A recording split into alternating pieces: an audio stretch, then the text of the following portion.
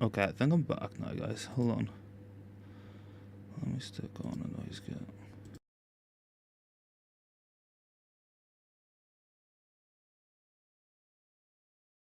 One second, guys. I think I am back, to be fair, but...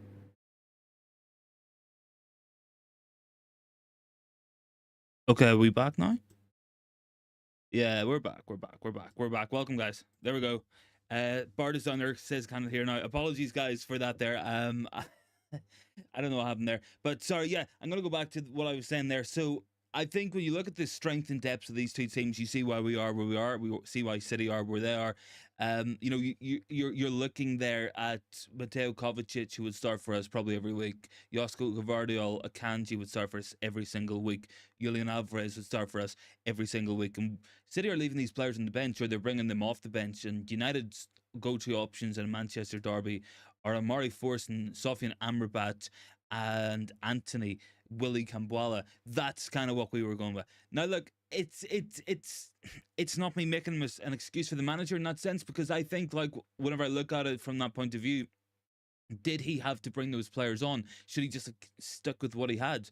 Because I don't think anyone thought that bringing on Anthony for Rashford was going to give us a goal.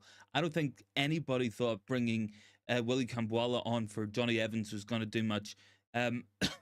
Obviously, that was an enforced change, but the point still stands. Bringing Sofian Amrabat on for Kobe Minu, like, that's not going to change anything when you need a goal. You've got Amad Diallo sitting right there. At least put attacking players on if you need a goal. That's what I think Ten Hag had to do better with today. And I think it just makes for bleak reading time and time again. It really does. Now, look, I'll get to some of these comments because there's some interesting ones from Connor. Walker and Ederson, definitely a red card.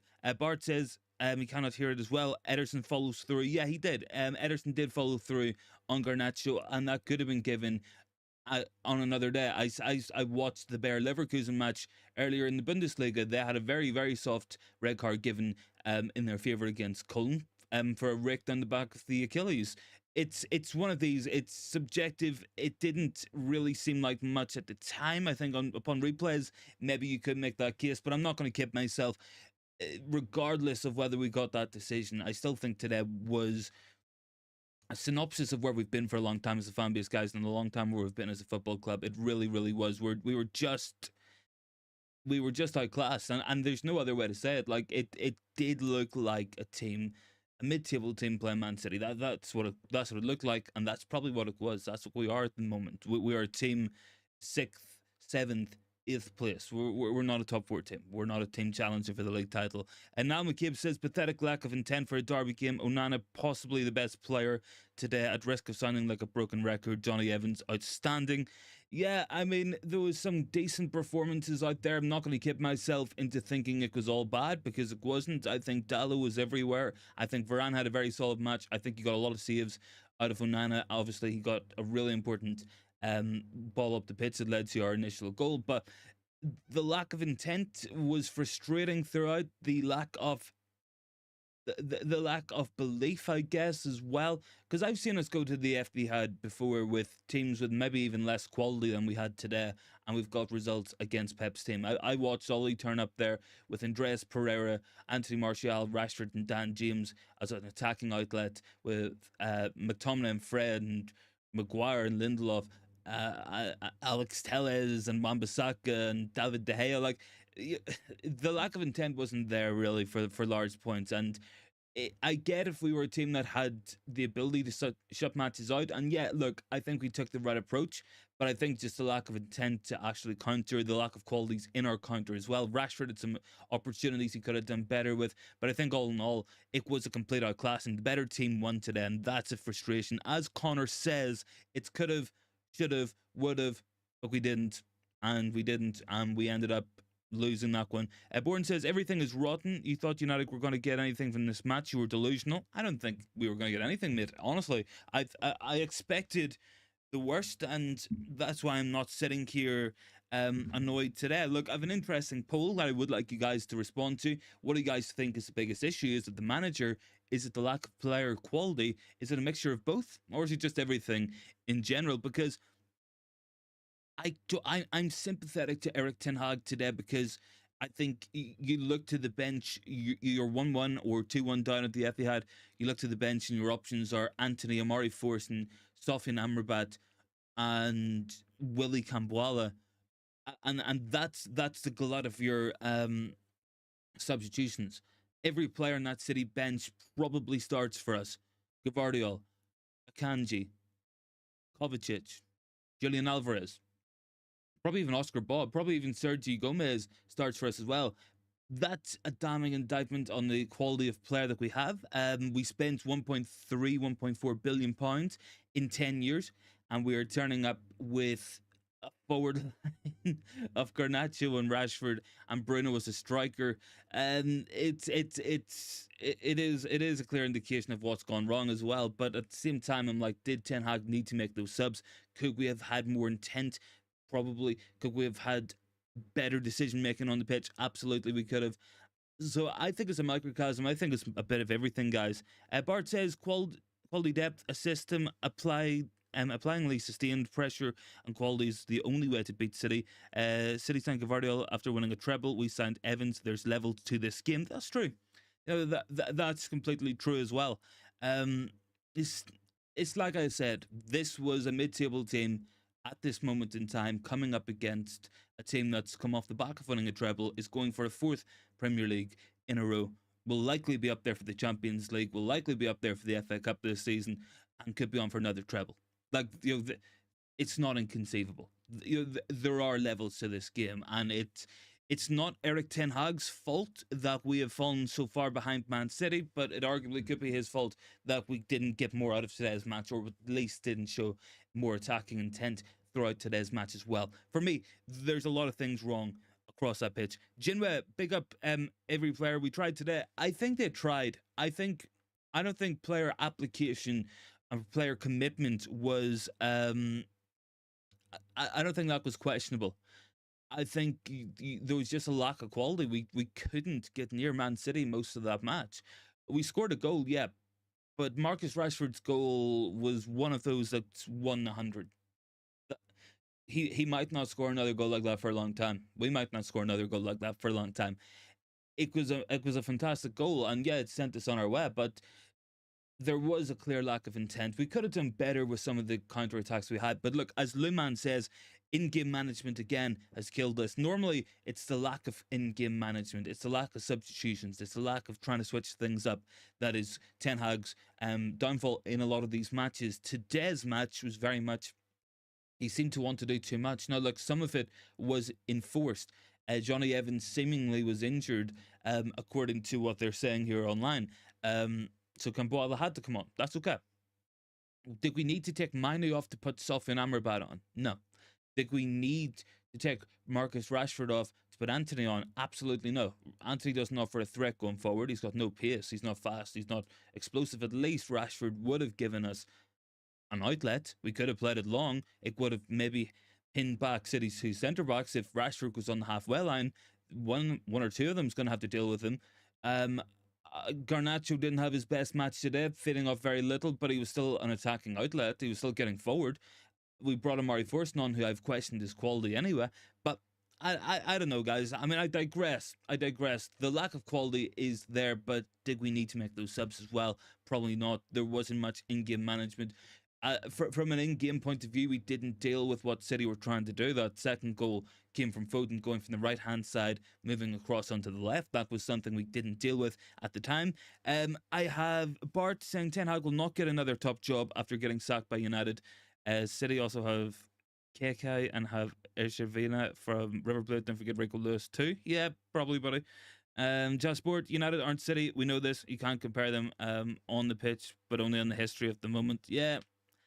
Bourne says it's everything, period. Ten Hag does not know what he's doing. The players are trash and the coaching staff is average at best. Definitive words there from Bourne. And it's kind of hard to disagree with you as well. It is. It's been frustrating, like, and I'm gonna come out with it as well. I think some of the narratives around the club at the minute is going to have to change as well, because I'm seeing big fan channels out here defending the manager, saying that we lost that match because of refereeing decisions. Wasn't that. I'm seeing big fan channels We all know who they are, going out after Marcus Rashford whilst protecting Anthony. We also see them today saying that we were robbed in that match and not questioning the manager. The same channel that hounded Ole Gunnar Solskjaer of this football club then is now sticking up for the manager, doing arguably as bad, if not worse, as Ole did in his last season as well. So big frustrations in there. One of the big narratives that I would like to change, or I would like to put out there, was Andre Onana had a really good match today. Even though he conceded 3 goals, the guy made a lot of saves. Some of his distribution was good. He was coming off his line well. He was claiming stuff as well. I was impressed with Andre Onana today. Make no mistake about it. I have comments. Luman Pep removed Doku and brought in Alvarez. They went through us from the center. They did, yeah. They went through us and we didn't react to it. You know, bringing Alvaro Julian Alvarez on made a big difference for them. Absolutely it did. Absolutely it did. But that's the kind of in-game subs that we can make, or we can't make. Now, my question is it Erik Ten Hag not being able to bring someone on like that to change the system within a match? Is that as much of an issue, seemingly, as the lack of quality? Because Julian Alvarez would start for us probably every single week.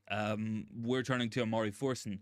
As Bart said, they won a treble and signed Josko Gvardiol. We finished 3rd and got to an FA Cup final, won a League Cup, and we signed Johnny Evans. And it's no disrespect to Johnny Evans.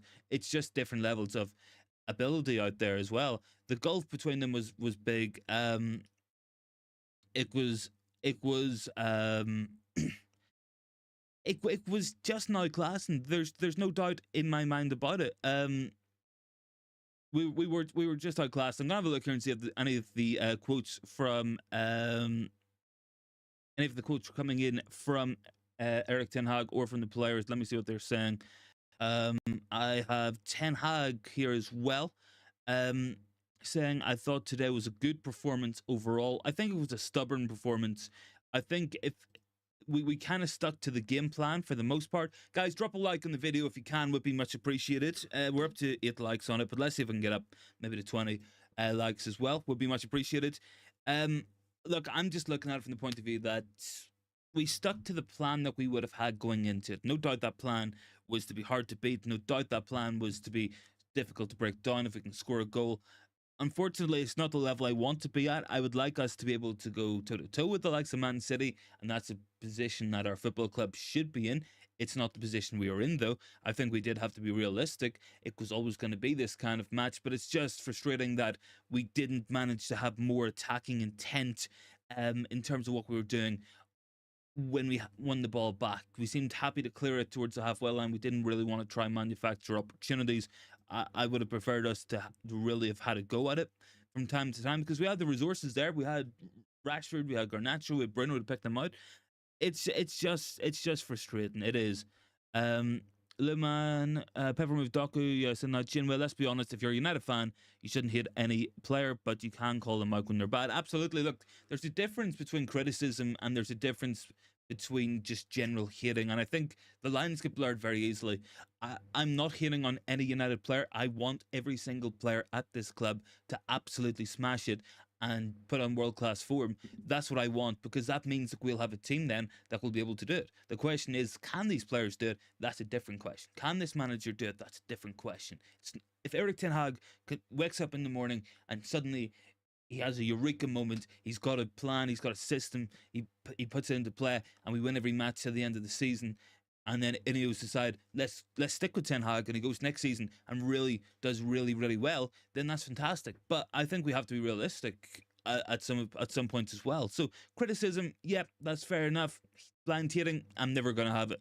Jinma says it didn't cause the Foden switch side where we were had a player out of position there. Jasper said ref decisions wouldn't have won it. Probably not. Probably not. Sim 3-1 is a good result for these bums. I was expecting a 5-6-7-0. City don't really tend to do that against us, even though they've dominated us time and time again in the past. They don't tend to stick a lot of goals past us. I think last season they scored 6 at the Etihad, but other than that, there was runs of matches where it's been 3-0. You know, they've got a goal or two up, and then they just play keep ball and just don't get out of first gear. That's all they want to do. Other teams like Liverpool want to keep going for more. Bart says the refs have been inconsistent, but I guess they do favour the team in the ascendancy. I agree. I don't hate United, just a troll from time to time without being personal. That's fair enough. I have a comment. Some good news. The under 18s are still unbeaten in the league, and now they are through to the under 18s Premier League final as well. Yeah, the under 18s absolutely smashing it up.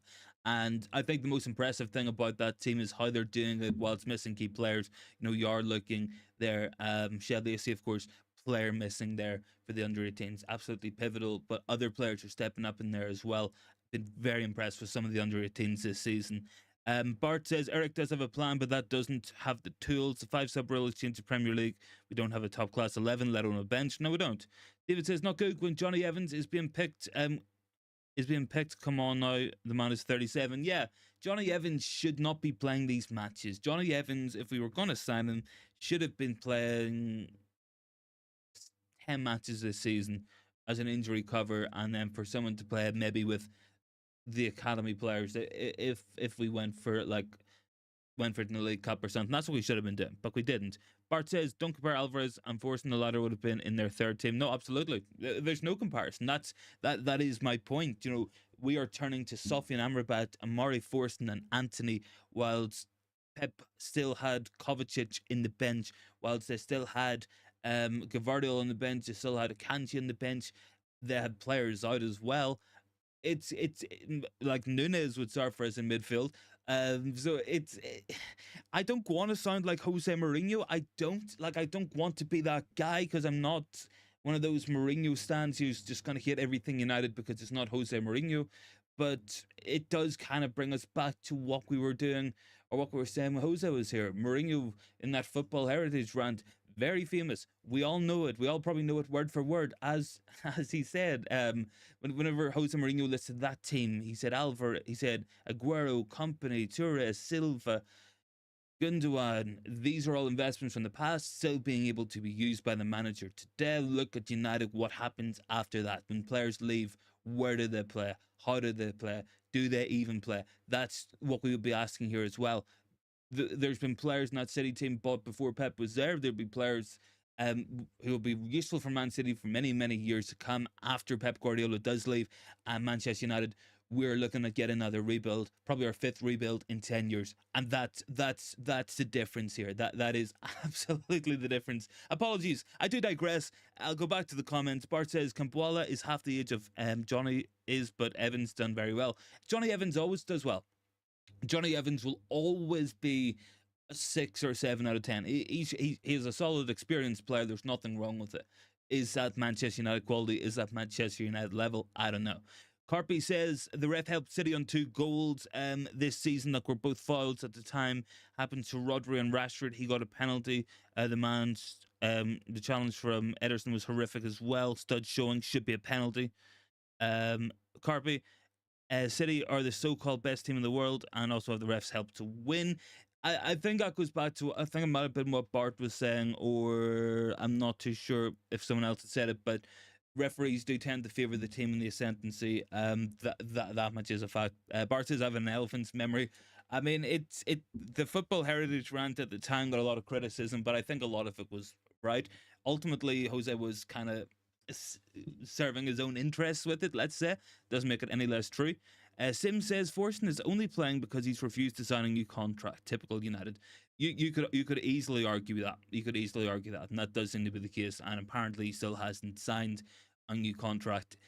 I've been saying for a while on here that Amari Forson is not really all that. You have Amad Diallo on the bench, who is the superior talent. He probably should be playing, but isn't for whatever reason. And I don't know. I just can't see Amari Forson being a United player long term. I really can't. Fatoki says, skip me, I'm out. Fair enough, buddy. Guys, drop a like on the video as well. Make sure to vote on today's poll. What do you think is the biggest issue at this football club, guys? Is it the quality of the players? They're just not good enough. Is it the manager in general? Is it the players and manager both? Or is it just absolutely everything? Because I think today is one of those occasions we can't accuse the players of not trying. We can't accuse the players of not giving it their all, because they tried and they tried and they tried today, but the quality just wasn't there to do it. The lack of intent we did show at times in the in-game management from our manager was very disappointing today, and probably led to City being able to get on the ascendancy in the second half. Bart says, is Forson better than Hugo and McNeil?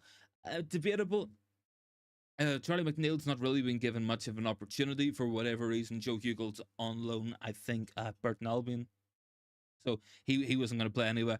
Carpy says City will get away with the 115 rules.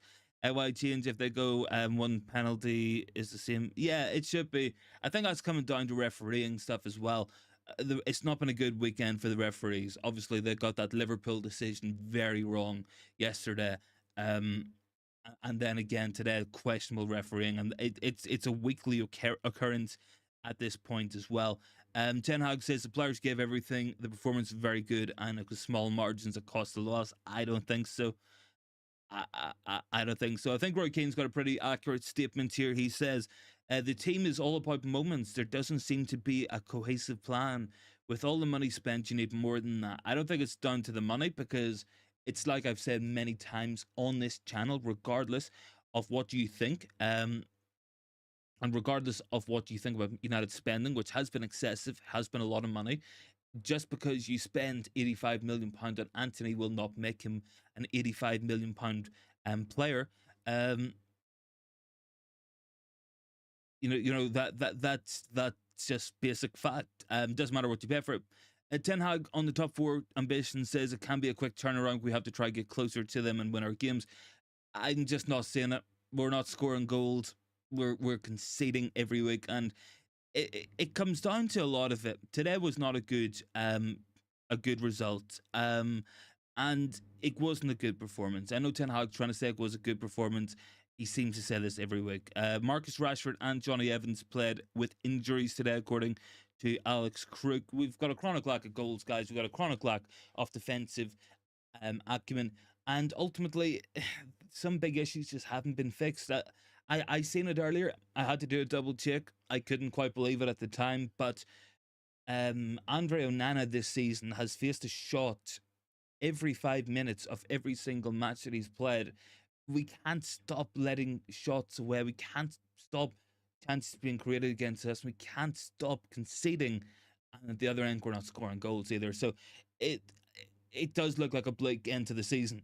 It does. And I want to be positive. You guys know me. I want to be as positive as I can about this club. But this season's going out with a whimper. The only thing I think we have left to play for at this point is the FA Cup, and we play Liverpool at Old Trafford. If we lose that match, season's over. Like it is as good as over.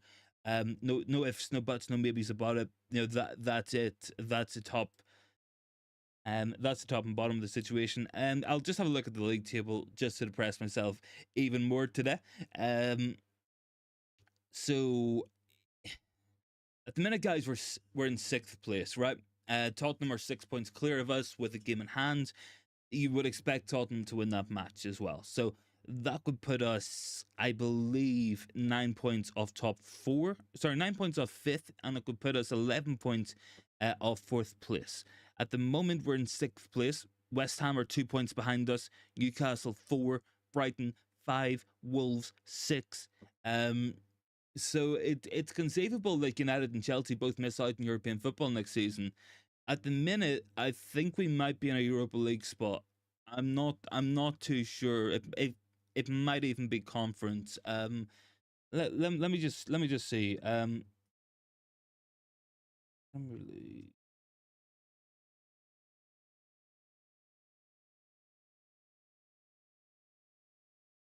I'll have a check here, guys. Anyway, I got a comment.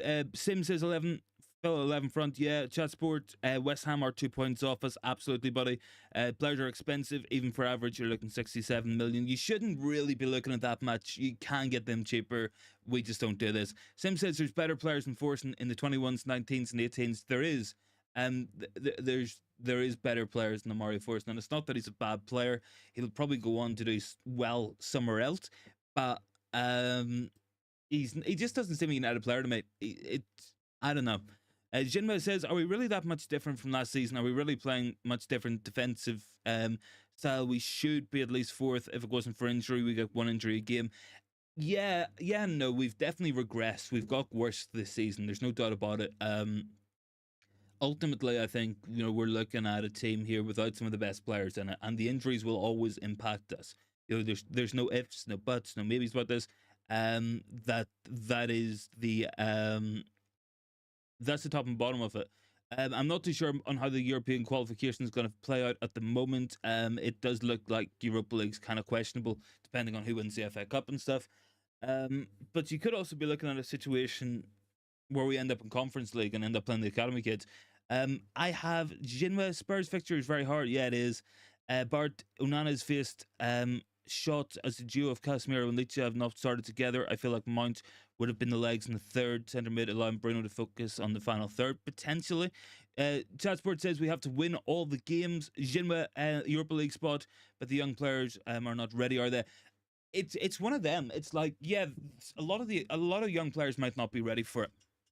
A lot might not, and I think as Sim was saying there, we have some very good players coming through. Really, really top players coming through in the academy, and we have to turn to the academy. We need players in this squad. If you want to buy 10, 15 players, you're looking at an outlay there of 400, 500, 600 million pounds plus. Just on that alone, you're probably looking more, to be honest, than that. If you're looking, it might be upwards. It might be 600, 700 million. So I think you got to turn towards the academy to fill out some of those spots. And I think you want ideally 11 starters. You would like to have 5 good bench options. So that could take you to 16 players. Obviously, you would have a second choice goalkeeper would be 17, and then maybe you're looking at 7 or 8 players for academy players within your 25-man squad. And I think that's a good way to work it. I think that's a good balance, and I think we've seen that there at other clubs as well. So that for me should be the objective. We'll have to look towards the academy, and that means getting those guys experience. And you don't want to put 6, 7 academy players out in the Premier League match. You don't want to do it in an FA Cup match. But if you're playing third round Carabao Cup against Burton Albion, or if you're playing Stevenage United at home, that's a match you can put those young players out in. But if you find yourself in the Conference League, like it looks like we're going to, and you're going away to play teams from Kazakhstan or Azerbaijan or Estonia, if you're taking a trip. I mean, you could even come up against teams from Northern Ireland. You can come up against Scottish teams in there. If you're playing Aberdeen or something, you can absolutely put some of your younger players out there and blood them in at the European level. So that mightn't be a bad thing for us if that ends up being the case. Bart says, I've seen Bart's comment. Sorry, I've seen chat sport. Sorry, we could do with 1 game a week probably. That says Ten Hag has to go. I'm finding the case to keep the guy harder every week. I really am. Nagelsmann, I think Nagelsmann's my number 1 choice. Bart says Europa League is full of Wi-Fi passwords. Yeah, it is. I mean, there's no doubt about it, buddy. I mean, you're right on that. Carpy says there isn't enough academy players for the first team. Says it all about the backroom staff till it's sorted. The academy is actually in the best position it's been in for a very long time. It really is. Nick Cox has done a really good job overseeing the whole project, but the under 18s are doing really good, and you're seeing progression now and avenues into the first team from players making that jump from under 18s, not even touching the 21s, going right into the first team squad training with them. So obviously, look, I would say next season you'll probably see Lacey in there. I'll say next season you'll probably still have Collier in there, perhaps. You might still have Amari Forson, depending on what happens with his contract. You might have Harrison making the step up in the goalkeeping department. You might have Kambuala still there, I would expect. You'll still have you'll have Joe Hugel coming back from loan. You might have other players who can make that jump as well. It's not good. It's not good. Chatsport says Ten Hag has a 62% win rate, not too bad. No, it's not too bad, but I think there's been a sharp decline this season. I think we won a lot of games last year. I'm sure that's up in the numbers. I'm sure it is. Bourne says the summer Conference League is a walk in the park, says Jinwe. I mean, yeah, it could be one of those you would expect to win if you end up in it. Obviously, we might not end up in it either. Bart says this season in the league, it's 50% in the league. Yeah, that's the thing. This is loss number 11 in the league. I believe this is loss number 16 of the season. That is unacceptable. There's no ifs, no buts, no maybes about it. That is just not good enough. Sim says Amas is looking a good left back. Harry Amas is looking a very good left back, man. He's looking very, very good. A lot of talented players coming through. I'm excited to watch Ibrahimov as well. I'm excited to see that there. When he comes through eventually, but obviously he's still a long way off. In terms of his age, I think the guy's maybe 16 at most, but a lot of talent there anyway. But yeah, look, under 18s definitely one to keep an eye out on. I'm hopefully going to get up to the Milk Cup this year anyway. Maybe we'll get to watch some of the younger teams up there. If I can get those days off as well. But look, a lot of talented players out there. I think, as you say, United into the Premier League Cup final as well. That's good as well. I mean, you want to see your players getting a lot of time and a lot of abilities to win. The FA Youth Cup is such an important competition for a lot of players' developments, for that very reason. But look, that's an impressive under 18s team with quite a few key injuries as well. Look, guys, I have 15 likes on this video, but let's see if we can get up to 20, shall we? Let's see if we can do that. Carpy says Ten Hag has the biggest win ratio in United history. He does, but a lot of that was last season. Most of that was last season. It was an outstanding first season. This season, we only have to look at the facts. 16 losses is not good enough. Bart says, don't touch Amas, let him grow properly and physically, send him to a good club in a top league. I mean, look, the development options are going to be there. I'm looking at that left back position saying Tyrell Malacia, I don't know what's happened to him. Alvaro Fernandez is likely going to go to Benfica because of the value for money for that deal. Luke Shaw is getting injured more and more frequently. And there's question marks about what's going to happen in that area. It could be an area we invest in, but it could be an area we look to bring Harry Amas in eventually. Bourne says, I hope United will stop buying players that carry too much hype. Ineos who start from the ground. Big egos like Rashford and Bruno, and bring hungry youngsters in over the summer. I mean, look, you want to bring players in like that. You don't want to have a Chelsea situation where your entire team, bar Thiago Silva, is under 23 years old. You want to have a mix, obviously. Ronnie says, as I'm not too down with City win as long as Liverpool don't win it. Carpy says, shows the players then, doesn't it? Well, with an interesting comment from Bruno. Bruno has said the commitment from the team on the pitch was there, undoubtedly. So, obviously, Bruno is seeing it there as well. That we tried. I guess the lack of quality on the pitch couldn't have helped, but I'm sure that we could have done a lot better, guys. Honestly, I think the lack of intent was there. Ten Hag, certainly that win ratio is going down week after week, repeatedly, no doubts about it. No doubt about it. But I just feel like it's getting. I just feel like it's getting worse, and that's my concern. I know the players aren't helping it. I know that the availability's not helping it, but I just feel like we're going down. I really do. Bart says 16 likes so far, 20 watching. Yeah, guys, drop a like on the video. I think I need Stephanie in here to drum up the likes and stuff as well. Stephanie's usually good for it. Let me see. Sim is saying, yeah, that's what it's all about. Let the youngsters grow. Yeah, you want to develop them properly, but you also, it's a difficult balance. You don't just want to give them time in the academy. You want to get them first team football, but at the same time, you don't want to loan them out to pointless loans that aren't going to do much or achieve much, which is what we have been doing as well. You want to have an avenue into the first team for those players, but you also want to have a strong first team as well.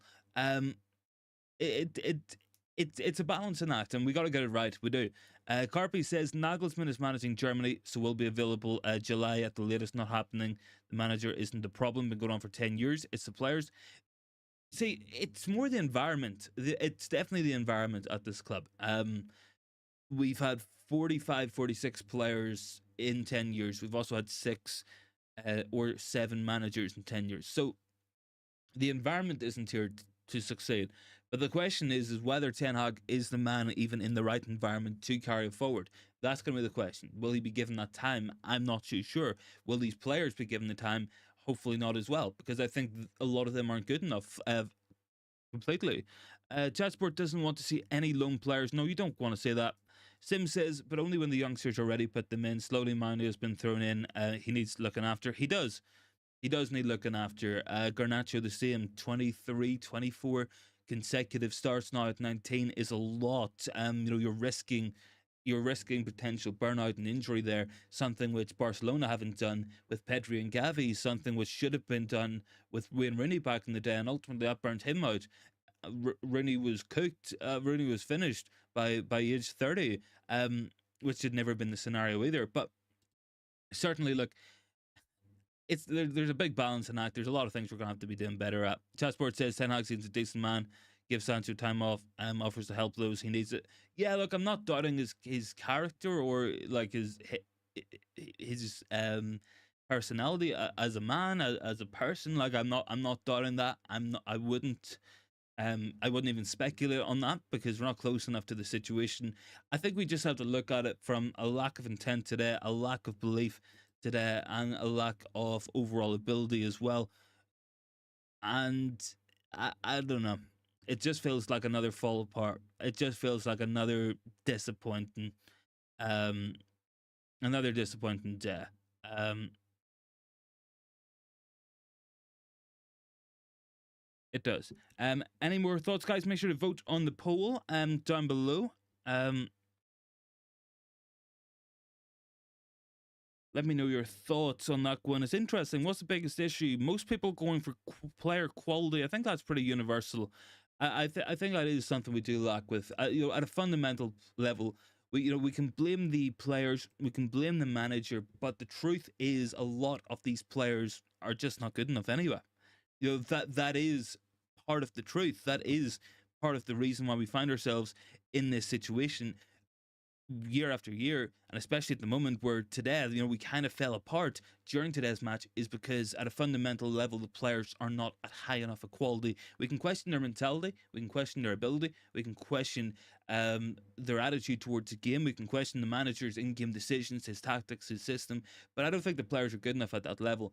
I also don't think Ten Hag is covering himself in glory, and for me, I think he's just got to improve upon some of the big issues that we're seeing out there, and some of the big problems that we've had for the longest time. And I don't think we've really done that as of yet either, which is definitely concerning. Definitely concerning. Look, any more thoughts, guys? Make sure to drop them in. Sim is saying Sancho is a different case. 3 months in Hoyland, what it takes to get 3 months out of your 3 months at home, what's it take to get out of your system? Yeah, that's a good one.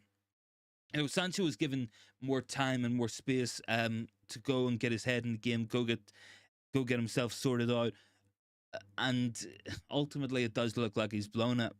His form at Dortmund has not been good either, so I can't really say with any confidence about Sancho's ability to come back. I don't know what's going to happen with Sancho's career now. I mean, you would like to think Sancho could turn it around, just even for the sake of his career, if the talent that he did once have, or it is still there. But there's no denying it, guys. There's absolutely no denying it with Sancho either. Like, he's just not lived up to the expectations. He's just not delivered out there on the pitch, and certainly he's got a long way to go with it. If he's ever going to be what he should have been, and he wouldn't be the only player. He wouldn't be the only player who promised a lot and ultimately never delivered on it either. Look, let me check for some more quotes or anything coming out from Ten Hag or for any of the players. I'm seeing Pep talking. I'm not really too interested in what Pep has to say, to be honest. I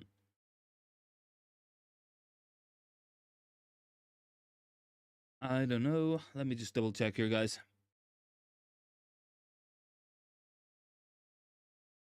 Ten Hag's talking about fifth. Number 5 position can also be a Champions League spot, so we have to fight for it. But I mean, even a United manager out there saying about finishing 5th. We've a United manager out there saying that could be doable. I don't know. Spurs will probably go 9 points clear of us very soon. So I don't know if we're gonna pull that back. I really don't. Look, guys, I think we're going to leave the stream here for today, but thanks so much for joining in. I will be live again tomorrow at the normal time of 7 p.m. So make sure to tune in then. Disappointing day, disappointing performance in terms of quality, and I guess the only way from here is up. Look, thanks so much for watching, guys. Have a good Sunday. Have a good rest of your day, and I'll catch everyone in the next one.